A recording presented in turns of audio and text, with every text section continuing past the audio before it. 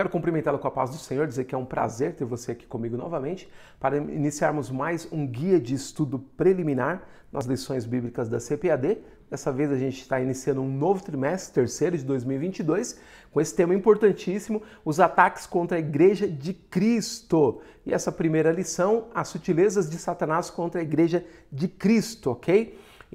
Todas as lições começam com a expressão sutileza, a gente vai ver o significado dela daqui a pouco no dicionário Aurélio, tá bom? Mas são todas lições extremamente importantes que vão, por assim dizer, trazer de volta ou renovar o nosso alerta em relação ao tempo que nós estamos vivendo, comparado com aquilo que o Senhor tem nos dito na sua palavra, ok? Meu pedido para você é que curte, compartilhe, se inscreve no canal, faça seu comentário, isso ajuda a expandir o alcance dessa lição para outras pessoas que precisam. Você pode baixar esse material gratuitamente, ok?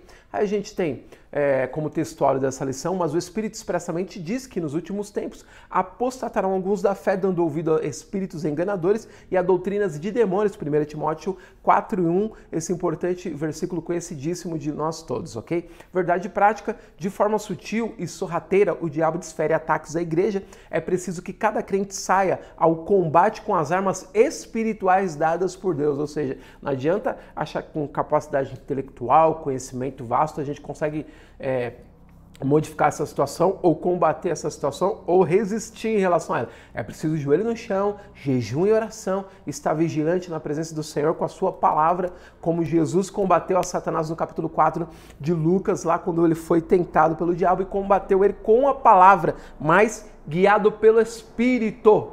Ok? Então é importantíssimo isso daí. E aí a gente tem como introdução da lição o seguinte: nesse trimestre estudaremos a respeito dos diversos ataques contra a verdadeira igreja. Isso acontece porque Satanás sempre se opôs ao povo de Deus, tanto na antiga quanto na nova aliança. Fora do contexto bíblico, a igreja sempre experimentou a oposição do diabo. Nem sempre esses ataques acontecem da mesma forma, com a mesma metodologia ou a mesma intensidade. Contudo, o agente por trás desses ataques é sempre o mesmo, Satanás. E aí, o meu único adendo aqui é que você faça a separação entre o que é ser igreja de Cristo e o que é ser membro de uma denominação. Ser igreja de Cristo está acima de tudo isso. E acima de tudo isso, a identidade cristã é superior à identidade denominacional. Às vezes um ataque contra uma denominação não seja exatamente por conta de uma doutrina bíblica, ok? E a gente tem que prestar atenção nisso, por quê? Porque o que a gente tem que defender com toda a nossa força é aquilo que está colocado nas Escrituras como mandamento do Senhor. Isso aí não pode ser anulado, não pode ser quebrantado, não pode ser destruído. Tem que ser defendido porque é aquilo que o Senhor estabeleceu. E mesmo que a gente próprio não defenda, e aí vai um alívio para todos nós, mesmo que eu não tenha condição de defender, a palavra de Deus não precisa necessariamente da defesa de ninguém. Deus é capaz de defender a sua própria palavra. Fica aí esse lembrete para cada um de nós. A leitura bíblica em classe é em 1 Timóteo, capítulo 4, do versículo 1 ao versículo 5. E a gente tem o slide que traz todas os tópicos da lição, ok?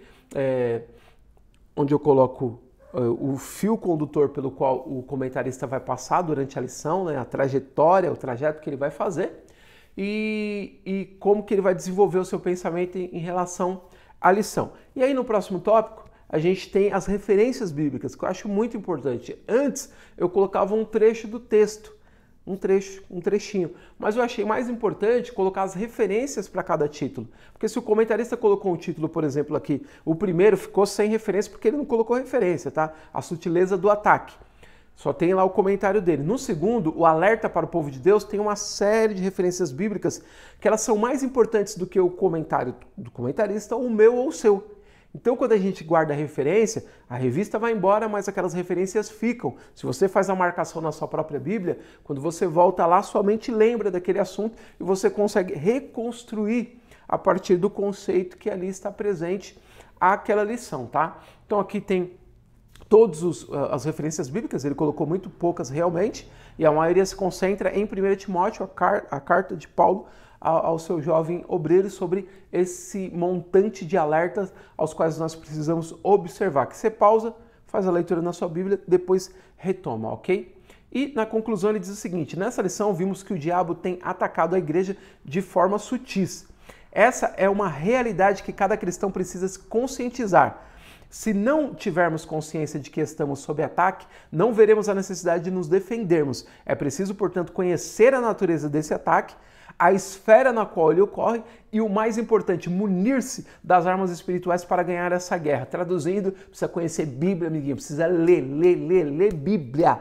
Ler Bíblia, parar de ficar assistindo só vídeo de professor de escola dominical e debruçar sobre a palavra. Porque eu sempre digo aqui, a minha intenção nessas lições, apresentando aquilo que é prévia da lição para que você se aplique a ela e tenha um norte mais orientado, é para que você faça a aplicação, é para que você absorva o conhecimento. Agora, muita gente gosta de se assistir outros professores. Por quê? A pessoa fala, o professor explica melhor. Mas ela está sempre assistindo e quando a revista volta daqui 2 anos, ela assiste de novo e está com as mesmas dúvidas. Mas para combater o inimigo, você precisa ter o seu próprio conhecimento da palavra de Deus. Não pode ficar dependente dos outros a vida inteira. Precisa depender da palavra. Por quê? Porque ela enriquece a sua vida também. Ok? E você se sente mais leve, se sente mais liberto e pode ajudar com mais firmeza a outras pessoas. Eu tinha dito para vocês que ia mostrar aqui o significado da expressão sutil, e eu vou mostrar aqui para vocês no dicionário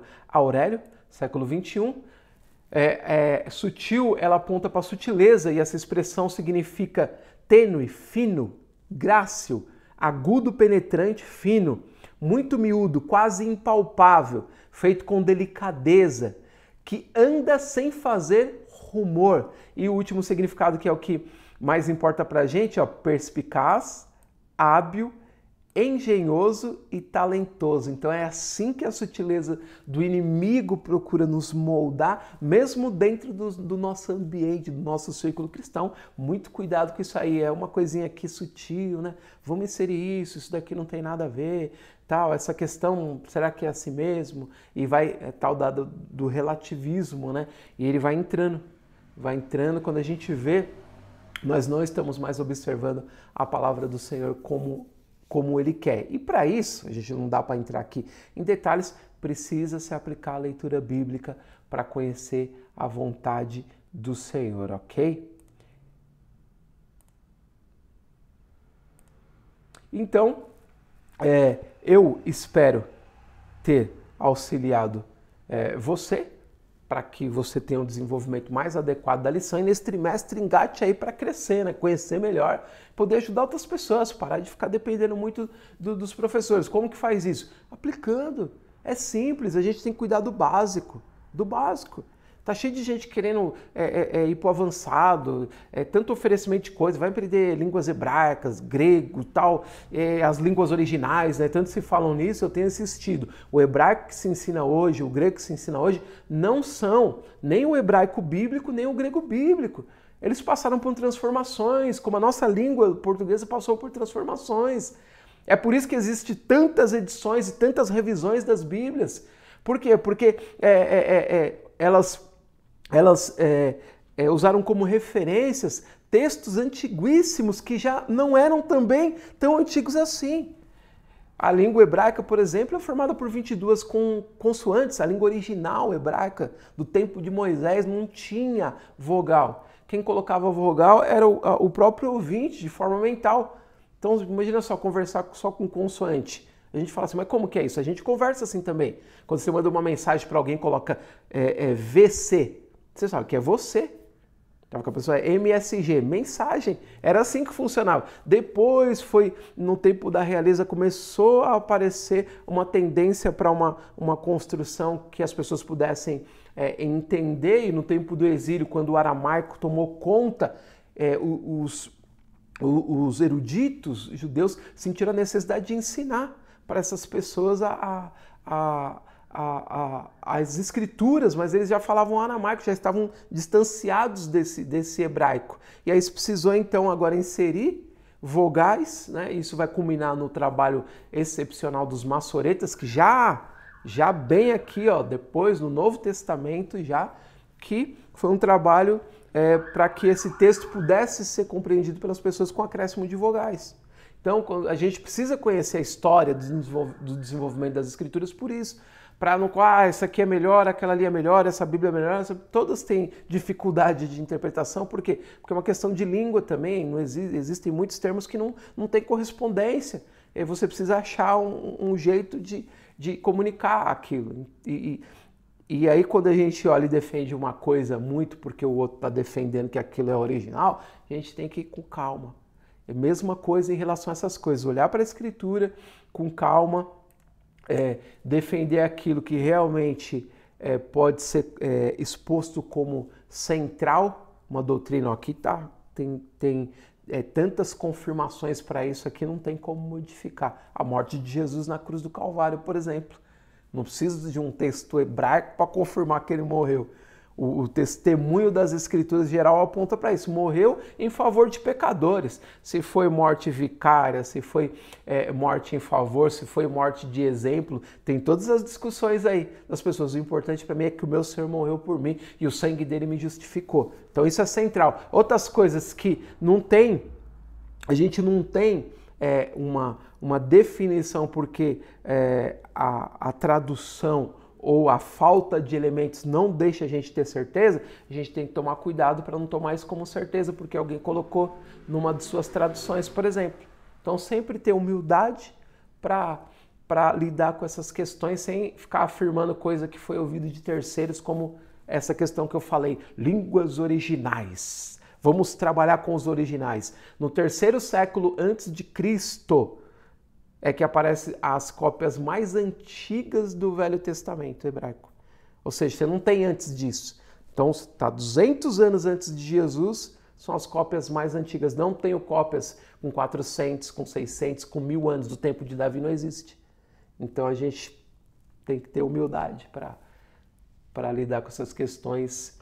E eu estou dizendo isso justamente porque a gente precisa conhecer a história do desenvolvimento das Escrituras, do desenvolvimento das línguas originais, para a gente assumir também essa humildade de não ficar tomando posicionamento de pessoas que dizem que estão com a verdade. Você aprendeu tudo errado, agora você vai aprender o certo. Cuidado com essa gente aí, porque nasceu ontem e já está querendo saber mais do que gente que gastou 30 anos para estudar essas línguas originais e escrever os seus léxicos,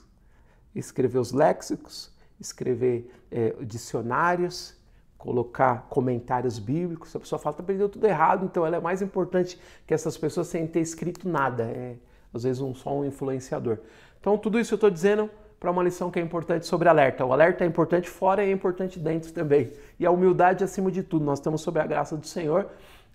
Aquilo que a gente não sabe, mas se a gente sabe o essencial, esse essencial é importante para Deus. A nossa fé em Cristo, que Ele morreu na cruz do Calvário, que Deus o ressuscitou, que Ele está à destra do Pai, intercede por nós, que vai nos levar para morar com Ele, para reinar nesse mundo com Ele.